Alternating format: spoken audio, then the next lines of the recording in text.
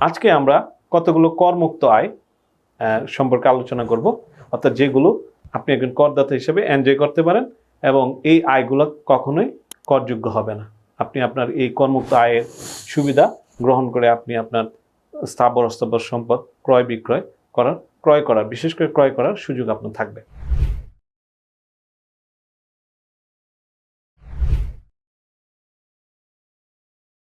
বিসমিল্লাহির রহমানির রহিম। সম্মানিত করদাতা সুনাগরিকবৃন্দ, আসসালামু আলাইকুম।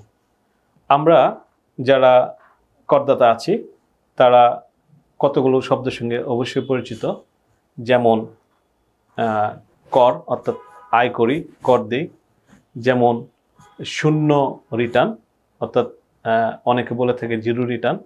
এই ধারণাটা একটু আপনার অবশ্যই অস্পষ্টতা আছে। এই বিষয়ে আমাদের ইতিপূর্বে ভিডিওতে কথা বলা আছে। তারপরে আমরা বলে থাকি কর রেয়াত, আমরা বলে থাকি করমুক্ত, হ্রাসকৃত হারে কর এবং বিনিয়োগ ইত্যাদি। আজকে আমাদের আলোচনার বিষয় হলো যে আপনি আয়কর আইন অনুযায়ী কি কি বিষয়ে আপনার করমুক্ত অর্থাৎ আপনার আয়টা করমুক্ত থাকবে। এই বিষয়ে আমরা অনেক আয় করমুক্ত কতগুলো উল্লেখ করার মতো বিষয় আমরা আজকে বক্তব্যে নিয়ে আসব। তাছাড়া আপনারা অধিকতর জানার জন্য আয়কর আইন 2023 করমুক্ত কী কী আয় আছে এগুলো একটু বই সংগ্রহ করে পড়ে নিতে পারেন। আর বিশদ জানার যদি আগ্রহ থাকে তাহলে ল ম্যাটারের টিমের সঙ্গে আপনারা হোয়াটসঅ্যাপ বা মেসেঞ্জারে বা মেসেজের মাধ্যমে যোগাযোগ করতে পারেন। আশা করি তারা আপনাকে অবশ্যই উত্তর করবে। আজকে আমরা কতগুলো করমুক্ত আয় সম্পর্কে আলোচনা করব, অর্থাৎ যেগুলো আপনি একজন করদাতা হিসেবে এনজয় করতে পারেন এবং এই আয়গুলো কখনোই করযোগ্য হবে না। আপনি আপনার এই করমুক্ত আয়ের সুবিধা গ্রহণ করে আপনি আপনার স্থাবর অস্থাবর সম্পদ ক্রয় করার বিশেষ করে ক্রয় করার সুযোগ আপনার থাকবে। করমুক্ত আয়গুলো কি হতে পারে? একজন চাকরিজীবী, উনি সরকারি চাকরিজীবী হিসেবে যদি পেনশন পেয়ে থাকেন তাহলে অবশ্যই ওনার এই পেনশনের আয়টা সম্পূর্ণ করমুক্ত। এবং এই ক্ষেত্রে বেসরকারি চাকরিজীবী যারা, তাদের ভবিষ্যৎ তহবিল যদি সরকার কর্তৃক অনুমোদিত হয় অর্থাৎ জাতীয় রাজস্ব বোর্ড কর্তৃক অনুমোদিত হয়, এই ভবিষ্যৎ তহবিলের যে প্রাপ্তিটা এটাও সম্পূর্ণ করমুক্ত। তবে এই ক্ষেত্রে আপনার একটি নির্দিষ্ট পরিমাণ উল্লেখ করা আছে। আপনি সরকার যে আনুতার্সিক তহবিল, যেটা মানে আপনার পিএফ বা বলা হয় বা বিভিন্ন প্রতিষ্ঠান বিভিন্ন নামে অবহিত করে থাকেন, তারা সর্বোচ্চ 2.5 কোটি টাকা পর্যন্ত অর্থাৎ 2,50,00,000 টাকা পর্যন্ত করমুক্ত এই আয় হিসেবে গ্রহণ করতে পারবেন এনবিআরে। এই যে আপনি শুনে আসছেন যে আয় করলেই কর দিতে হয়, কিন্তু এর বাইরেও করমুক্ত থাকার আরও কিছু আপনার আয় আছে, যেগুলো সম্পর্কে আমরা একে একে বলে যাচ্ছি। আপনার তাছাড়া আমরা এনজিও বিষয়ক ব্যুরো থেকে নিবন্ধিত যে সকল প্রতিষ্ঠান, বিশেষ করে মাইক্রো রেগুলেটরি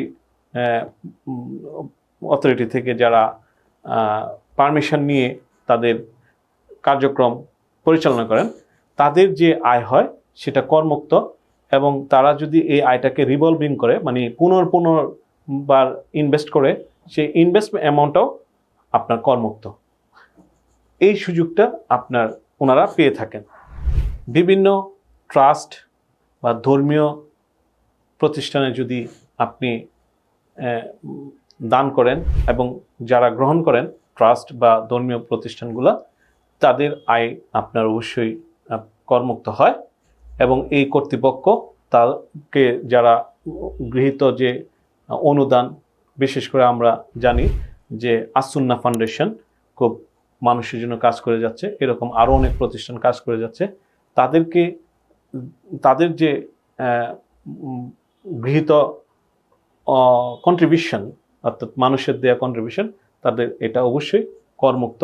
এবং ক্ষেত্র বিশেষে যারা দিয়ে থাকেন তারাও অনেক সময় তাদের যে কর্পোরেট সোশ্যাল রেসপন্সিবিলিটির যে জায়গা থেকে দিয়ে থাকলে তারাও এই জিনিসটা তাদের আয়কর নথিতে কর যে রেয়াত সে সুযোগটা উপভোগ করার সুযোগ পেয়ে থাকেন। করমুক্ত আয়ের আরও কিছু সুযোগ আপনি নিতে পারেন। যদি আপনি করদাতা হিসেবে রেমিটেন্স আর্নার হন, তা রেমিটেন্স আর্নারদের জন্য ওয়াইজ আর্নার ডেভেলপমেন্ট ফান্ড আছে। ইউএস ডলার আপনি যদি প্রিমিয়াম বন্ড কিনে থাকেন তাহলে আপনি এই সুযোগ পাবেন। আপনি যদি ইউরোতে কিনে থাকেন, অর্থাৎ ওয়াইজ আর্নার বন্ড একজন রেমিটেন্স আর্নার হিসেবে আপনি যে ক্রয় করে এখান থেকে যে আয় করবেন, এটা আপনি করমুক্ত সুবিধার মধ্যে পেয়ে থাকবেন। এবং একইভাবে যারা ক্ষুদ্র নৃগোষ্ঠী আছেন বান্দরবান, খাগড়াছড়ি এবং রাঙ্গামাটি পার্বত্য জেলায়, তাদের যে কৃষি আয়, সেই কৃষি আয় থেকে প্রাপ্য যে টাকা সেটা অবশ্যই করমুক্ত পেতে পারেন। অর্থাৎ তাদের কিছু কর্মকাণ্ড আছে, সেই কর্মকাণ্ডের মাধ্যমে তারা যদি আয় করে থাকেন, একজন ব্যক্তি বিশেষ যদি সর্বোচ্চ 2 লাখ টাকা পর্যন্ত কৃষি আয় পেয়ে থাকেন, তাহলে ওটা ওনার করমুক্ত হবে।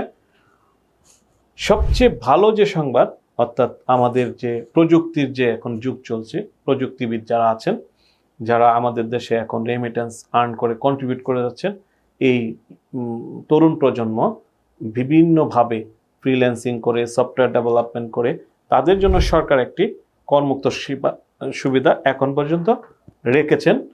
এটা আবারও যদি নতুন করে এসআরও হয়, সেটা রদ করার অথবা অব্যাহতি পাওয়ার যদি কিংবা আপনার সুবিধা না দেয়া, যাই হোক না কেন, আমরা পরবর্তী সময়ে এটা এসআরওর মাধ্যমে জানতে পারবো। এই মুহূর্তে আমরা অনেকগুলো খাতে আমরা করমুক্ত সুবিধা নিতে পারবো, বিশেষ করে ফ্রিল্যান্সার ভাইরা, তাদের জন্য বলা।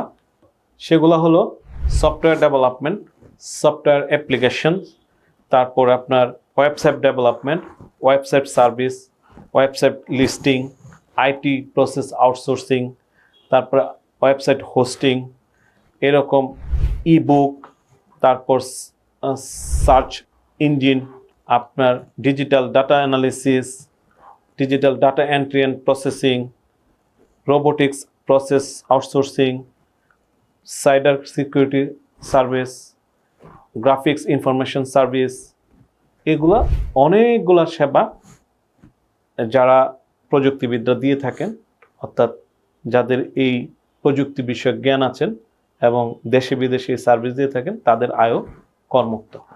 তারপর আপনি আরও কিছু বিষয় আপনারা এনজয় করতে পারবেন, যেমন ই লার্নিং প্ল্যাটফর্ম, যেটা সেইখান থেকে কেউ যদি আয় করে থাকে তাহলে ওটাও করমুক্ত।